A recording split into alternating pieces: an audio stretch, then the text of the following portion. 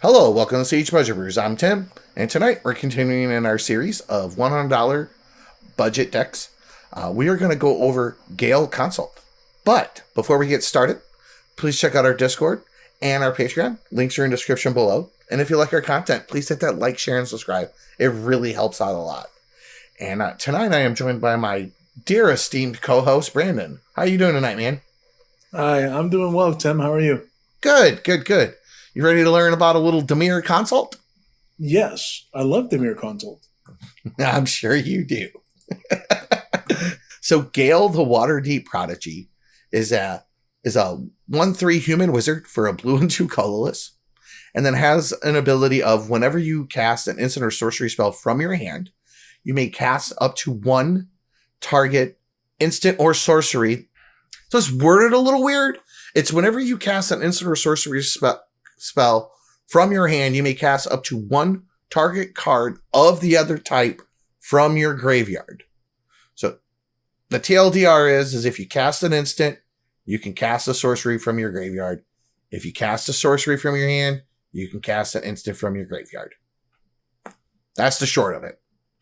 If the spell was cast from your graveyard this way,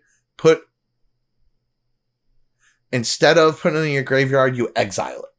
So if you do cast it from the graveyard, it goes to the exile zone. And then you may choose a background. And the background that we chose with Gale is Scion of Halaster. It's a legendary enchantment background for 1 black, 1 colorless. And it reads, commander creatures you own have. The first time you would draw a card each turn, instead, look at the top 2 cards of your library, put 1 in the graveyard, 1 back on top of your library, then draw a card. So basically the way this works is Gale is going to be a Demir control deck. All right. You're going to try to counterbalance, remove things that are a problem until you can get to your win. You're not going to be the fastest. You're not going to be the fastest thing. You're not going. You're just trying to survive. But Gale gives you a lot of really nice card advantage. So for example, if let's say you cast a brainstorm early in the turn, all right, earlier in the game, or even a counter spell, for example. But let's just say you cast a brainstorm, and then that goes to your yard, right? Then you play Gale, and then you play your background, right? And then you go later in the game, you go to cast a sleight of hand or something. Well, you'll get a Gale trigger, and you can cast a brainstorm along with your sleight of hand. So that's how you're going to generate your card advantage. That's how you're going to generate your your advantage, period. Because if you'll notice, we've one of the things I've done is I've kind of mixed in sorcery speed interaction and instant speed interaction. For example, let's say you cast a dispel on somebody. You can follow it up with a duress. Okay. All right. You can cast a dark ritual and then flash back a mastermind's acquisition. Wow. So you're getting double duty off of all your cards with Gale in play. And the role, where you're at in the game does dictate what role you need to do. But, I mean, in theory, you kill one creature with Feed the Swarm. Later in the game, you kill another creature with Resculpt. You flash back the Feed the Swarm off of the Gale trigger. You've now just killed 3 creatures off of 2 cards. Granted, I mean, you're paying the mana for it, but still, you're a Demir control deck, you're going to be untapping. You're going to see the turns.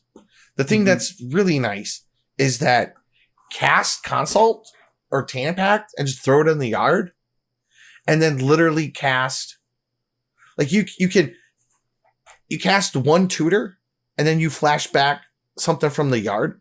So it allows you to set it up where you can get the Oracle in the graveyard. Just get it in there with unmarked grave or something. And then cast an instant your Tampact, and you can reanimate it. Because what you do is you get the reanimation spells in there earlier in the game, and then you can do it at instant speed. Or you can cast a Tainted Pact and kind of get a few cards deep, and then go to reanimate your Oracle, and then flash back the Tainted Pact in response, like off of the Gale trigger. So it allows you to have all of these really, really nice ways to like basically turn one tutor into two tutors. Because you cast something like Mastermind Acquisition, you go get your consult. Then when you play your consult, you flash back the Mastermind's Acquisition and go get your Oracle. Mm-hmm. So any tutor you cast, that's sorcery speed, as long as you convert it into an instant speed spell, like your consult or your Tainted Pact, it will allow you to self-assemble the win. So what that allows you to do is play the control game by countering things, bouncing things, removing things until you're ready to go. And then you just have to have one of these tutors. Now, granted, we're playing on a budget and Gale only triggers from hand. Being able to use those tutors twice once you hit that point in the game. And if you were to actually like throw some money into the deck and play things like Demonic Tutor, Diabolic Intent, like stuff like that, you really get a lot more mileage as opposed to, I mean, like Scheme and Symmetry it's fine. It's not great, but it's like if you go Scheming Symmetry, put something on top of your library and then draw it, you can kind of finagle the deck to kind of hit those things and make them work. But the big thing is that you're turning these Diabolic Intents into a self-assembling win with your commander in play. So what that does is that takes the pressure off of you of having to find two cards. You only have to find one. And then that frees you up to do things like cast Feed the Swarm over and over again. Casting your Dark Ritual like a couple of times and stuff like that. So like the other thing is like, so we're running some card advantage. We're running like Wavebreak Hippocampus. So that way when we're casting those cards on our opponent's turns, we're getting cards back in our hand. So that's the same reason why we're running like the Archmage of Emeritus. Kind of does the same thing. We have like a pretty robust Trinket Mage package with like Pithy Needle and stuff like that. Pithy Needle, I think the actual control package, let me pull down to it. We are running Tormod's Crypt. We are running Pithy Needle. And then it also gets Soul Ring and Everflowing Chalice and Moonsnare Port. We can also get a land, which is Ice Tunnel. Or not Ice Tunnel, Mist Veil Bridge. So we have like about we have like a decent little like utility package where we can get a bounce spell. We can get Grave Hate. And then we can get something to shut off activated abilities off of like Trinket Mage. And then all of our interaction allows us to flash back all of these tutors and cantrips. But if I counter a spell, I can go tutor something up. If I counter a spell, I can trigger and hit a cantrip out of my yard. You know what I mean? Now, as a redundant piece, we're also running Divining Witch, which is a black one, which is a black and a colorless. Tap, discard a card from your hand, and then you Demonic Consult. So it's Demonic Consultation on a stick. Again, takes a little setup. We can just kind of put we can play it under kind of a rule of law in like different stacks, and then we just have to and then we can just wait and then play Reanimate or Oracle or something like later and kind of set it up. But so the Archmage gives us card advantage. Our commander gives us card advantage. We got Wavebreak Hippocampus. We got quite a few black tutors. We don't have great ones, but we're $100 deck, so you get what you get. But we have tons of removal, tons of counter magic, tons of bounce spells, and then we just get to recycle them over and over and over again. We get to play a cantrip, we get to kill some. We counter a spell, we get to cantrip. You know what I mean? Mm-hmm. And that's really what will make this deck go, is that you're so inevitable. And then at any point, once everybody's kind of run out of gas, you just play your one tutor because you've made a bunch of land drops or you have a bunch of ramp in play, and then you self-assemble your win. That's so, especially at $100 like level, that's so strong. The only thing that would make this deck better is if it was able to have like some, I mean, there's a lot of things that would make this deck better, but the main thing that would make this deck better is if it was able to have like some better tutors. I just couldn't think of any that I'm not running that were better in these colors. The other thing I might want is I might want to like try to, it was hard to fit. I want to fit like a reanimate in here, but that's kind of hard. Or like a shallow. Oh God, if I could fit a shallow grave in this deck, then I could totally set up like a bunch of instant speed lines. Like, right. So that's kind of like the main draw with Gale. The downside is that you're just in Dimir and you're not that fast. And a lot of people will lean on you, but just being able to like jam these and get the grindy advantage is kind of a nice thing. I think it's a unique kind of perspective. I haven't played the deck myself.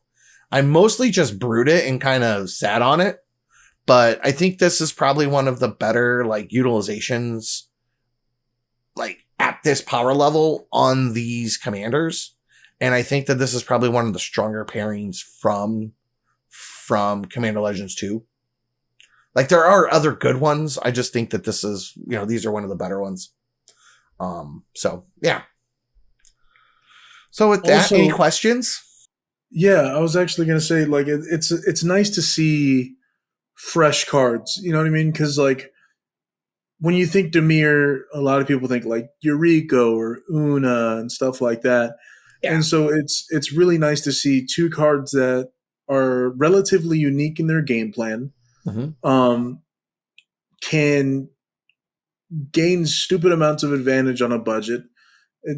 It's just nice to see new stuff. You know what I mean? Yeah. If that makes it's sense. kind of fresh. Yeah. Well, and that's kind of why I've been sitting on this. I want to like at higher power levels, this probably isn't the like it's okay.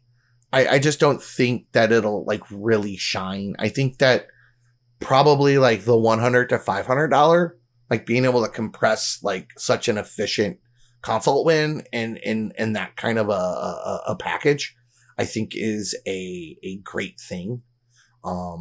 Just kind of like how the Paco deck that we talked about a couple weeks ago is basically manual beats.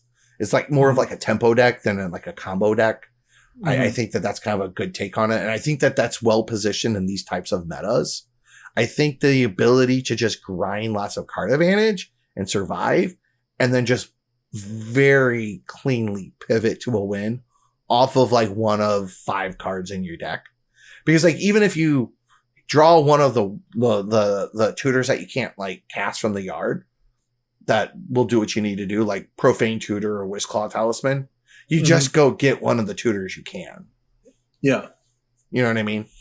So, all right. Well, with that, I think we will wrap it up. So thanks again.